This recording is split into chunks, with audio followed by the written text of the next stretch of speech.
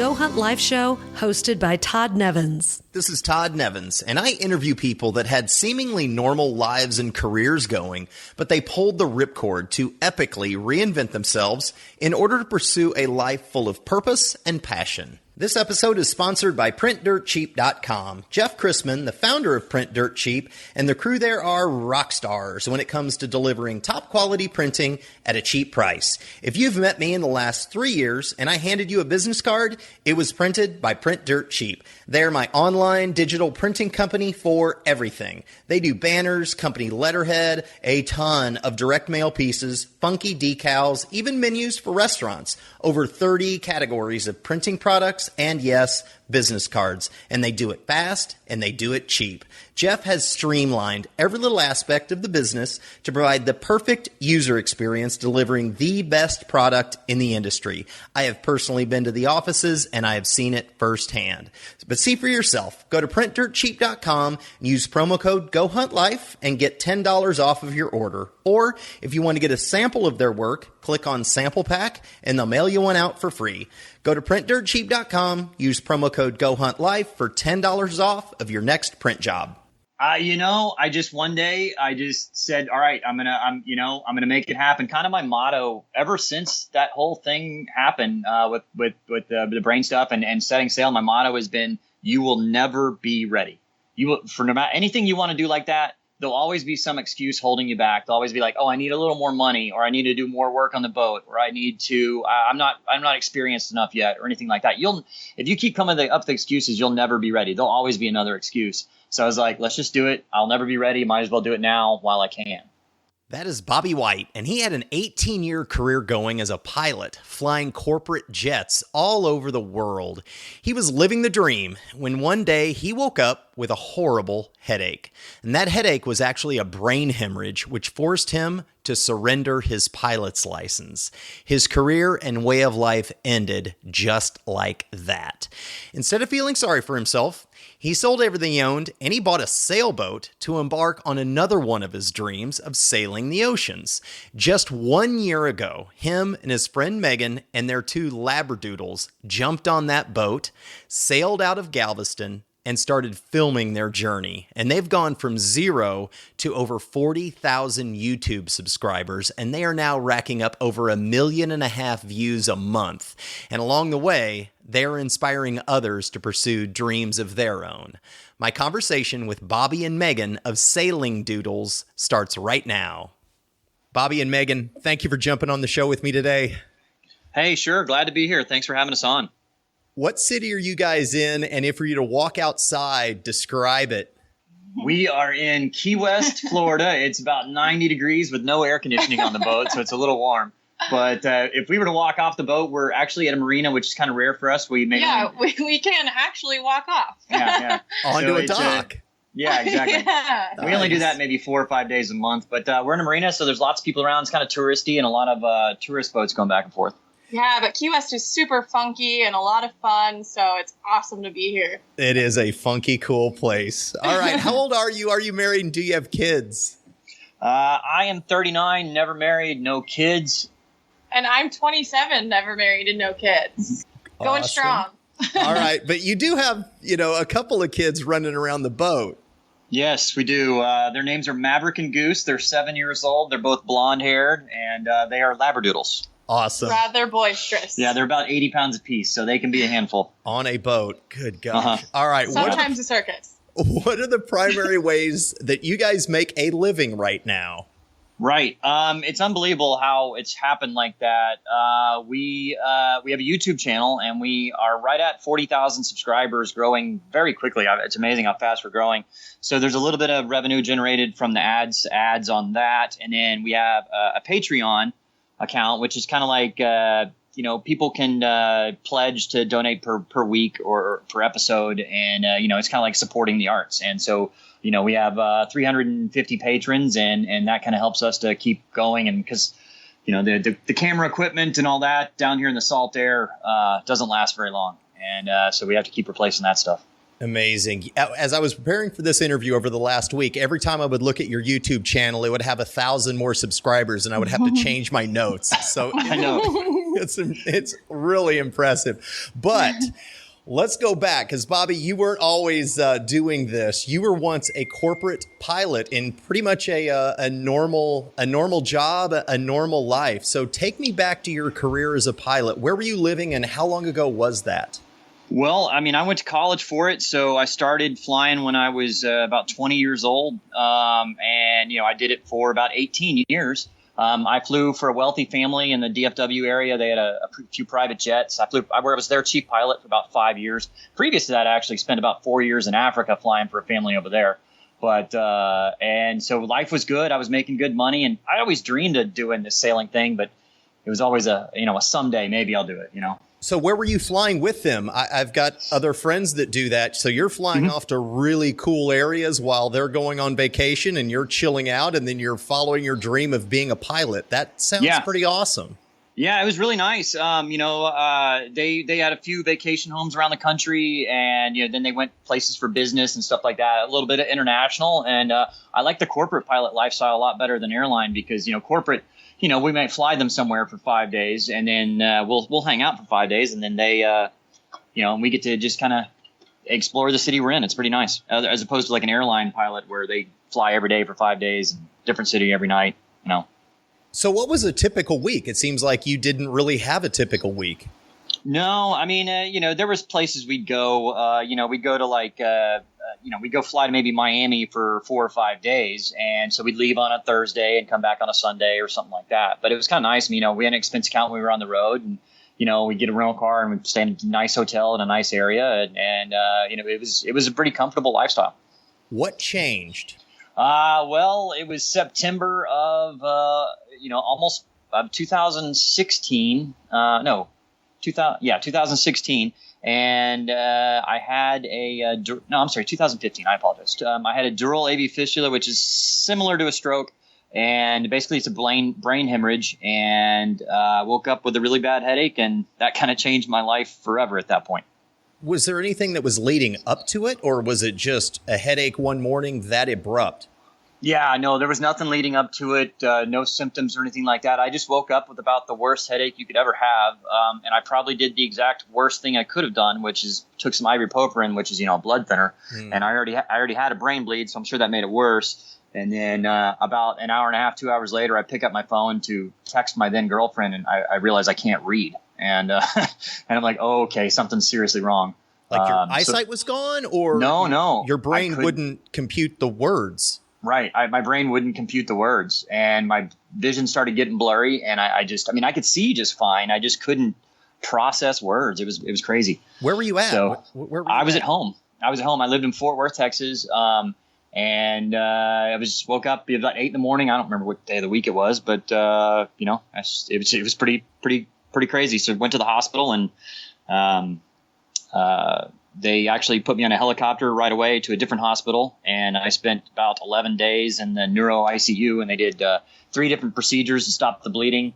And I guess I'm lucky in the fact that it basically I was able to recover 100%, because what really caused all the symptoms and everything is the blood getting in between in the brain tissue, and that disrupts the neurons and all that. And so it was between my visual and my language processors, in your brain. And so I couldn't process language that I was seeing. And so that's what happened.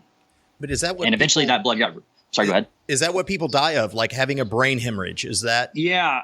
I was lucky that it was on the vein side of things. If it had been an artery, basically that's an aneurysm, and you can die very easily from that. Yeah. I was pretty lucky that it was a vein that ruptured, not that's low pressure, and arteries actually are high pressure. So I was lucky it was on the vein side of things. So after 11 days, you're released. Physically, what kind of condition are you in? Well, they didn't want me to move at all or stress myself. So I was basically in bed the entire time. So, lay in bed for 11 days, feel physically a little weak. But I still, it took me, at least a month and a half. I mean, I would spend 2 or 3 hours or more a day working on my reading. And eventually I was able to get it all back. It took about a month and a half. But did you immediately lose your pilot's license? Are you no longer able to fly? Well, a situation like that, technically, if you know something's wrong with you like that, you're not allowed to fly. You have to report it to the FAA. Yeah. Eventually started. It was probably 3 or 4 months before I formally turned over my. I had to surrender my medical license to the FAA, but it was about 3 or 4 months later before I did that. So late 2015, early 2016, you're surrendering that. Right. Yeah. Exactly. And so what you've been doing for the last 18 years, your profession, you started in college, that ended in a really short period of time. Yeah. What were you thinking? And what were you considering doing for the rest of your life? Oh, man. It's one of those things. I mean, you can get your license back after 2 years being symptom free. It's not a guarantee. So I was thinking maybe I'll do something temporary in between. My mom was in real estate. She was pretty successful at that. So I was like, why not do that? I've got quite a bit of experience like flipping houses and stuff. So I got my real estate license and sold real estate for about 6 months, but hated it. It was the most stressful job I've ever had. And, is that in Fort Worth? Yeah, it was mostly Dallas. Mostly Dallas. I sold that house in Fort Worth and moved back to Dallas. Okay. When did the thought of I'm going to buy a sailboat and sail the world begin? Well, I kind of that summer I started watching Sailing La Vagabonde. Wait, just last summer, 1 year ago. Yeah. Oh my God. So last summer I started watching it because I hadn't heard of them before, and I watched one of their videos on accident, and then so I went back from the beginning, started watching all their stuff, and I was like, how cool is that? And it was towards the end of the summer, and I was extremely unhappy selling real estate. Like I said, it's just super stressful. And I was like, why not? I've always wanted to go sailing. I've always dreamed about doing that. It was, retire early and buy a nice boat and go cruise. But so many people plan on doing that, and so many people never actually do that. So I was like, why not? I've got another year and a half before I get my license back. Let's just go for it. And this was, what is who were you watching? Sailing Vagabonde? Sailing La Vagabonde. They're probably the biggest of the YouTube sailing channels. Okay. They have over 300,000 subscribers. Wow. Okay. So walk me through the process of you're selling everything. And when when I first came across your channel, I watched the very first one, and you're sitting there in your barren apartment with your road bike behind you. Yeah. This is what I'm going to do, I guess. Like, how did you get to that point? One day I just said, all right, I'm gonna make it happen. Kind of my motto ever since that whole thing happened with the brain stuff and setting sail. My motto has been, you will never be ready. You will, for no matter anything you want to do like that, there'll always be some excuse holding you back. There'll always be like, oh, I need a little more money, or I need to do more work on the boat, or I need to, I'm not experienced enough yet, or anything like that. If you keep coming up with excuses, you'll never be ready. There'll always be another excuse. So I was like, let's just do it. I'll never be ready. Might as well do it now while I can. So how did you find your first boat? Just online searches. There's several online, Yacht World and Boat Trader and all that. And I picked out, in Dallas, there's not a whole lot of sailboats there, obviously, and then it's landlocked. So I just I picked out about 5 boats in Houston that I wanted to go see, and made an appointment with a broker, and we looked at some boats, and I found one that day that I liked. It was somewhat in my price range, and made an offer, and within a day or two we had a deal done, and then had the survey and all that stuff done about a week later, and there we go. Support for this podcast and the following message comes from Click Placement, a digital agency designing Google AdWords strategies and Amazon PPC campaigns for startups, small businesses, and even people building a side hustle. Hit up clickplacement.com to start a conversation. If you would like to personally support the Go Hunt Life podcast, go to patreon.com/Go Hunt Life to make a donation. How much sailing experience did you have at that time? At that time, I grew up sailing sunfish and lasers, which are, little lake sailor, single or 2-person boats. I took some lessons when I was in the Boy Scouts, but I don't, remember a whole lot of that. And then I had a little 24-foot lake sailor in Dallas, and then I chartered a 35-foot Beneteau once, and that's pretty much it. But I mean, that's more than starting from scratch. Right. Yeah. Yeah. I mean, so I basically knew what I was doing. I mean, I may not have known the correct names for everything, but I kind of knew what stuff did. And, aviation and sailing have a lot of commonalities. I mean, basically a sail is a big airfoil and it's a big wing. And, if you know the principles on how that works, it makes it a little easier to do that. All right. So describe leading up to your ripcord out of Dallas. You sold everything and you are getting on 45 heading to Dallas. Is that how it all went down? Yeah. Headed down to Fort Worth. Basically, my parents weren't too thrilled with this whole idea. Really? Really? No, okay, why? No, I don't know. They just, they're pretty conservative people and they just didn't understand, a lot of times work comes first for, stuff like that. And they're like, no, you should work and get a job and all that. Like, that's the last thing I need. Anyway, so they were kind of unhappy with all the situation for a while. They're on board now. They've seen kind of how we made a success out of it. But I had my dad, I loaded up. I did probably 2 or 3 trips down to Houston bringing stuff. And then my dad gave me a lift down to the boat and then hung out for a day. And then he went back and then a few days later, Megan flew down. Okay. And then we left within a week of that. How did you convince Megan, hey, this is going to be a great idea. Jump on board, literally and figuratively. Yeah. When you hear somebody that has such a passion, it's really exciting. And so his excitement for it rubbed off on me, and it didn't really take much convincing. It was a really good time in my life to get out. And so I did. I decided a week before we left. Yeah, literally a week before we left. And she's like, okay. What were you leaving behind in Dallas? Well, I was a Dallas import. So I only lived in Dallas for 7 years. So I didn't have any family there, but just a lot of friends. I kind of grew up into my maturity there. So just some roots, but not really much. So did you guys liquidate everything that you owned in Dallas? Most everything. I kept a few things in my parents' house. Like I sold pretty much everything except some clothes are still there. And maybe a few keepsakes. But that's really, and a few pieces of art that I didn't want to get rid of, but that's it. I mean, I've sold all my furniture, my bike, my cars, all that, or car, everything. What was the hardest thing to get rid of? My bike, my bicycle. What was it? Yeah. What kind? I had a Cervelo. It was a P2, but I'd kind of done a lot of work to it. I used to be really big into triathlon, and I loved riding that bike. I ride it 3 or 4 times a week, and I do miss that bike though. So someday. Yeah, hey, maybe but that's we hope to have bicycles for our next boat, so maybe that'll happen. I don't know. Awesome. So you were initially just going to work off of savings. I mean, you didn't have an income, so that was your plan? Yeah. I mean, I thought about, let's just try and do a YouTube channel, see if that works, but I wasn't really counting on it. And I was hoping I had enough savings to go for a year, at which time I'd come back and then at which time I'd come back and maybe I'd have my license back at that point and I could, get back into flying or whatever. I quickly found out I did not have enough money for that. All right. I want to get into that in a second. Okay. So walk me through the day that you left port. You were out of Galveston or Houston? Where do you leave? Yeah. Kima, which is, Galveston Bay. And we had made some really good friends in the marina there that were helping us get ready. They'd helped us out quite a bit.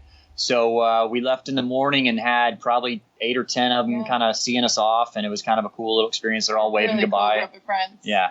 Just you two and the dogs on the boat heading out. Yeah. Mm-hmm. Yeah. We left in the morning there and then sailed out of Galveston Bay. We had kind of debated on whether or not, kind of take the intercoastal or kind of hug the coast and go down. But it was just kismet. I mean, like it was a full moon. It was a super moon. Yeah. And we had a tailwind and we're like, let's just go. Perfect conditions. Yeah. So where'd you go first? We went straight across the Gulf of Mexico. We had planned on it taking like 5.5, 6 days. It took 7 days, and we went straight. Our first land we hit was the Dry Tortugas. Wow! So awesome. It was a little like but there's no phone service or cell service or anything there. So by the time we actually got to a place where we could like check in with the parents and all that, it had been 9 days. So they were a little worried because People actually called the Coast Guard. Yeah. Really? Yeah. Okay. Yeah, because we had told them it would be 5 or 6 days. It ended up being 9. So, What went wrong? Anything major go wrong in that first trip? About halfway through, the wind just turned out of the south, and we're heading south, and it just made it very slow going.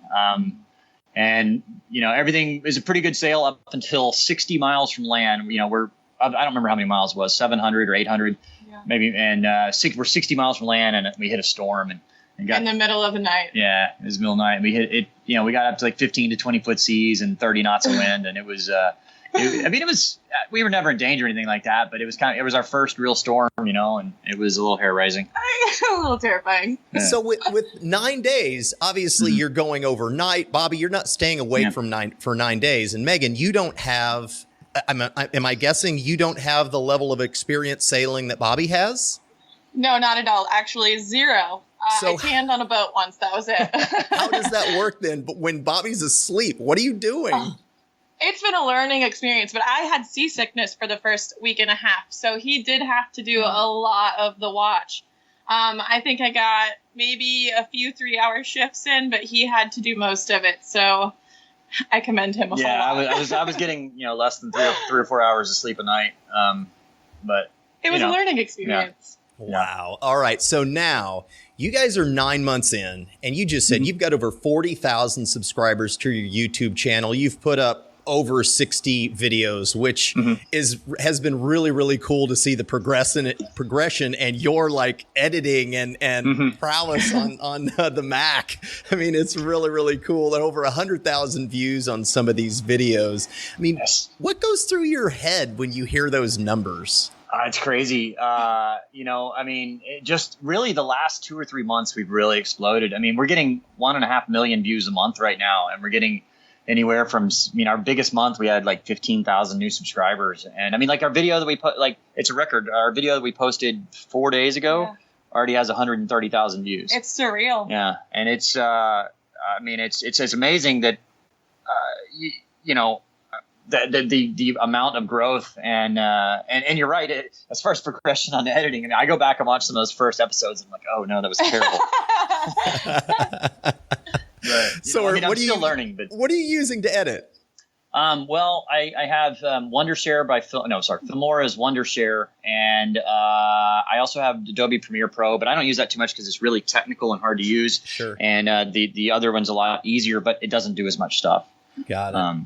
And some of the things I desperately need a new computer because this one is 3 years old, and the video files we're working with. I mean, the average finished product is over 1 gigabyte.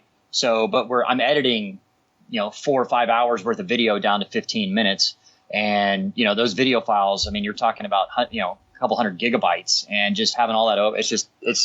My computer is pretty bogged down. Bogged down. Yeah. Okay, so that is a ton of time spent editing, but certainly your audience is expecting that. At any point, has it felt like it's turned into a job? Oh, occasionally, but it's a really cool job. Yeah. There are some places to be like, wouldn't it just be nice just to hang out and not have to like go film stuff and whatever? But you know what? I mean, the reward for doing it, we don't mind it. I mean, it's worth it to us. We're very lucky. Yeah. Well, you are the third guest that I've had on the show of couples that are out sailing. And one of them, I'll never forget this line. He said, when people ask me how much it costs to sail for a living, my answer is always all of my money. Yes. Yeah.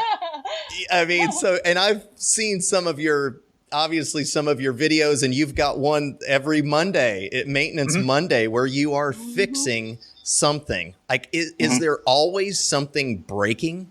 Oh yeah. I mean, absolutely. Understatement. There's 15 things I could fix on this boat right now if I had the money. But I don't. 15? I was thinking 35. Yeah, there's a lot. What's been the biggest mechanical problem or scary part? Recently we've had 2 big ones. The mechanical steering on this boat broke about a week and a half ago when were doing a night sail from the Berry Islands to Bimini. So it was 1 a.m. and Megan was on watch. I lost the autopilot. It just, the breaker switched off. I lost the autopilot, and I was trying to get back on course, and the steering busted, so we lost it. It pulled the pulley right out of the bulkhead. And, luckily, the autopilot still worked, so we turned that back on, and it worked. And then we were able to use differential thrust because we're in this catamaran now. It's not our catamaran. We're kind of delivering it for somebody, but so we were able to. And then getting it, to the marina the next day to get it fixed was a little challenging. But we've had it fixed since. And then the very next sail, we're going from Bimini to Miami, and there's pretty much no wind, so we're motoring, and the port side engine blows a head gasket. So that's so basically we're sailing this boat all the rest of the way back up to North Florida on one engine. Wow. Okay. So you said that what happened to your original boat and now you're sailing someone else's? How's that changed? Yeah. So we've been looking and wanting to upgrade boats because my boat is a 37-foot 1984 C&C, which is a great sailing boat, very solid boat. It's a very fast boat, but there's not much room inside. And so we just want to get a bigger, more comfortable boat. So we left. We actually had a viewer contact us and say, "Hey, he's buying a catamaran and wants us to sail it for him back to Florida." And then we were talking about operating it, doing some charters for him. We've decided against that though. We're just delivering it for him. Gotcha. And so it was kind of a good deal for us. We just left my boat in Puerto Rico and went down to St. Martin and picked up his boat. And, we get to sail a nice big catamaran for about a month and a half, 2 months. And learn what it's like to sail a catamaran. Yeah. It's so different. It's very different. Interesting. Okay. And then you're going to fly back to your boat? Nope. We're selling that. We really don't know what we're going to do coming up. Either, ideally, I'd like to buy a newer or a bigger boat. And that we'll kind of see how that happens in October, November, what kind of money we have saved up at that point. We'll be on a boat in October or November. We just don't know which one or where. Okay. So open-ended. You've got the YouTube channel, which you're making money off of that. Your patrons are very, very helpful for sure and generous to say the least. I mean, wonderful. Is this enough money to pay for repairs and your lives out there at this point? Yes. I mean, kind of like you said earlier, it's all the money. At first we were living very frugally, and we still are. We still are very much. But I mean, we were living on $2,000 to $2,500 a month, and that's including everything from boat maintenance to fuel to all that stuff. Really? We're probably spending maybe another $1,000 or more a month. I mean, just sailing. But then I need a new camera, I need a new computer, I need a new drone. That's $5,000 worth of stuff right there. Yeah. And so it all adds up. I mean, if we weren't doing the YouTube channel, we could easily live on $2,500 a month. Now that we're doing the YouTube channel, and it's kind of, we feel obligated to our viewers to make the best product we can, so we have to invest in all this new equipment. And so that's where that goes. Interesting. Okay. All right. So most Sundays you guys do a live video where you are chatting and laughing and drinking and just keeping everybody up to speed on what you guys are doing. What has been the most random part about that? Because it looks like you guys are having a freaking blast. The very first one we did, we were in Black Point in the Exumas, and I saw that YouTube had started doing this live chat feature, and I'm like, hey, let's do that. I mean, as far as I know, randomly. Yeah. And so as far as I know, we were the first YouTube sailing channel to do a live feed. And so we set up at this little bar that had Wi-Fi, and we went live, and I think we had 150 or 200 people More on. than that. And we didn't know what to expect, but it is a lot of fun. It's like you're sitting around the table with a bunch of friends. And you really get to know and interact with your viewers, and they get a better feeling about you, and they get to know you better. I mean, we actually ran into last night. We hung out with some viewers, and they're like, "Yeah, we feel like we know you because we watched all your live feeds. We know how your personalities are and all that." But it's really cool. So that very first one, we had a fan. We told them. We were like, "Oh yeah." People asked him, "Where are we?" We told them which bar we're at. Scorpios, yeah. Or Scorpios. And so one of our fans called the bar and ordered us a bottle of tequila and sent it over to us. And we're like, and so then it's kind of become that. Yeah, it's become a thing. So now that everybody finds out what bar we're at, they send us alcohol. Yeah. Awesome. We're sometimes we have to say, okay. Yeah. Sometimes we're like, no. Slow it down. So why did you choose the YouTube Live versus Facebook Live? To be honest, in the beginning, there was no real reason, I guess because most of our viewers were from YouTube, and so we already had our subscribers, and so like when we went live, it would send them out because I did not have a big Facebook presence at first, just because internet is hard to get in a lot of places, and so it's hard to like upload and update Facebook. So we didn't have a very big presence on there, and so we just had a bigger presence on YouTube. And so that's why we did that. Yeah, I guess the expectation on YouTube is once a week or once every 4 or 5 days, where with Facebook, it is daily. I did not consider that. Okay. How have the dogs adapted to this new life? Pretty good. I think they do like this catamaran better than the monohull for sure, just because it's easier on them. It was a pretty steep like ladder, basically getting up and in and out of the cabin on our monohull. And then our monohull was an older boat, 1984, so it didn't have what they call a sugar scoop, which is like basically your swim platform. And so getting them off and on the boat was challenging. Getting them up and down out of the cockpit was challenging. And there wasn't much room down in the main cabin. This boat, they're number one, is more stable. One of the dogs is awesome when we're sailing. He loves it. I mean, he's a daredevil. The other dog gets a little anxious when the weather's rough. So this, the catamaran doesn't heel at all, really. And so it's more stable for them, and they have more room to stretch out. More room for activities. Yeah. Okay. And you guys have also kind of had random different passengers jump on and off throughout your journeys. How does that all happen and evolve? Most of it's just friends of ours that come down and hang out. There's been a couple people that is just contacted through social media to come down, but that's only 2 people. But everybody else has been just friends of ours that come down and want to hang out for a little while. I mean, if I had a friend sailing around the Caribbean, I'd be like, hey, so would you mind? It's like having a friend with a truck. Oh, yeah. And then one of them, I forgot. Yeah, Georgie. Georgie, we were in Fajardo, Puerto Rico, and she was there as a crew member, like as a paid crew member on a 100-foot yacht. And her captain was a bit... very fun. Yeah, it was a bad situation for her. Yeah. All right. And so she kind of came to us. We've kind of become friends because we were there for a few days. And then I could see she was visibly upset. And I was like, look, just get off your boat, come sail with us for a while. And so she did. Came to the rescue. So she got off her boat, and then we left like the next day. And she stayed with us for about 3 weeks until she got another job offer on another boat. Lovely girl. Yeah. Nice. So jumping back just a little bit, I did watch that video when the steering goes out, when the engine goes out. And man, good on you. What did you do? You turned on the camera and you looked freaking stressed out big time. You really did. Has there ever been a moment or a thought when you're out there and you thought to yourself, man, what am I doing? Why am I out here? Absolutely. The most stressful sailing I've ever done was I did an 800-mile journey from Georgetown to San Juan, Puerto Rico, solo, but just me.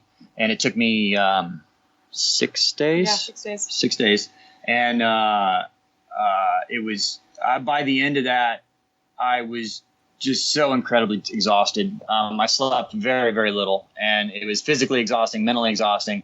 And I'm not doing that again. I don't know how those people do. I mean, granted, I guess I did another single-handed sail, but it was only, it was a day and a half out of St. Martin. Yeah, but a day and a half. But that was on the catamaran. It was super easy to sail. And, it was only a day and a half, so I just stayed up the whole time. But it's taxing. It can be frustrating. I was having second thoughts whether to continue during that. What do you do at night when you want to sleep or when you have to sleep? What do you do with a boat? You just let it drift? No. What I would do in that situation is I'd turn on the radar and look for boats anywhere within 10 miles of us. And then I would put down a pillow in the cockpit and sleep on the little bench there for like 30 minutes and then wake up, look around again, make sure it's all clear. I'd light the whole boat up. I put every light on the boat I could. So we're better to be seen. And then, I wouldn't do that if we were anywhere near the coast, but at the time I was like 200 miles from land. So, it's not an ideal situation, but there's people that do the Vendée Globe, they do 70 something days straight. They race around the world single handed, and it's just amazing. I don't know how those guys do it. Unbelievable. Hats off to them. Wow. So when you reach that point of like, why am I out here? What am I doing? Like when you get to shore and then you sleep for 2 days and you kind of get your bearings. I mean, you're not going to stop. It doesn't sound like it, right? I mean, what's the next 6 months look like for you? Well, so during that time, I mean, I sailed for another week and a half, and then I had scheduled to go home for a couple weeks. So I think going home for a couple weeks kind of revitalized me. Yep. And then to recharge, I came back and was ready to go again. But the next 6 months, like I said, we really don't know what we're going to be doing in the fall. We'll be on a boat. We don't know what exactly we're going to do. We're either looking for someone that wants to buy a big catamaran and have us kind of sail it and charter it maybe a week, a month, and then they can come down whenever they want, and then we'll sail it for them. Crew the boat. I'll buy another boat. And kind of the cool thing is that, there's some really good deals on boats like in the Mediterranean and the Pacific. And so, the same boat in the USA that might cost $60,000 in Asia will cost $30,000. And so, we might just try to do something like that. And then, hey, we don't have to sail across the Pacific all the way. We can buy a boat over there, Go to it. Yeah. Interesting. So what are the rules in regards to visas and purchasing boats in other countries? Like what's the legal paperwork there? Visas, generally, having an American passport, you're pretty good. You can go most places. We haven't been any place where we've had to get a visa yet. It's been more difficult with the dogs, actually, than us. Yeah, that's right. What is the situation? With quarantines or shots or rabies proof and all that kind of stuff? Well, it depends on, every island has their own laws. Most of the islands want a vet check within 10 days of arrival. Yeah. So if we were in the U.S. Virgin Islands, so we went to a vet there and got a check, and they said they're good to go, and they checked all their vaccination records and wrote us out a little form. And so we went to the British Virgin Islands. They asked for that form, and then we paid, I think it was like $20 a dog. Yeah, not much. And then we're good to go. But there are certain countries like St. Kitts and Turks and Caicos that are very strict, and they want like a rabies test, like a test, which there's only a few places in the world that do that. And so it's very difficult to do. We actually have had that done, but they're a lot more restrictive on that. And the dogs, and then it's just an extra expense because, every time you go to the vet, it's another $100. And so it just costs more money. But for us, as far as visas, it's not so bad. So what advice do you have for the guy that's listening to the show right now and they are cruising across 30 from Fort Worth to Dallas? It's 100 degrees. They're in traffic. They're right by the Cowboys Stadium. And they're like, man, Bobbi and Megan have it figured out because I've got this huge mortgage and huge life. What do you say to that guy to get started in your direction? I'd say, like I said earlier, you will never be ready. Set a date and make it happen. Just go. Yeah. Do your math and say, okay, I think I can be ready in 2 years. I can save up this much money and I can do this. Well, then on that date in 2 years, even if you're not ready, just go. Because you'll never be ready. And it's going to be trial and error. You're going to learn as you go. Yeah. So do your research, but don't put too much pressure on yourself. Yeah. Great advice. All right. You can find Bobbi and Megan at sailingdoodles.com, also on Facebook and Twitter, certainly on YouTube. And from sailingdoodles.com, you can support them on Patreon and also buy them a beer through PayPal or even a whole bottle of tequila. Come on. Yeah. Sometimes we need it. Yeah, sometimes we need it. Yeah. Thank you very much for coming on the show today. Hey, no problem, Todd. Thank you for having us. It's great talking to you. Don't forget to hit up the rock stars at printdirtcheap.com. Use promo code GoHuntLife for $10 off of your next print job. For fast, cheap, and high-quality online printing, it's printdirtcheap.com. Hey, Life Hunters, thank you for listening to this episode of Go Hunt Life. If you like the show and would like to support it, go to iTunes and do this. Subscribe to the show, leave a rating, and review it. It helps. And thank you. If you or someone that you know has quit their normal life to follow their dreams, I would love an introduction and maybe interview them on the show. You can find me at GoHuntLife.com and also on Facebook, Twitter, Instagram, and Pinterest at Go Hunt Life. Until next time, stay weird, dare greatly, and ripcord out.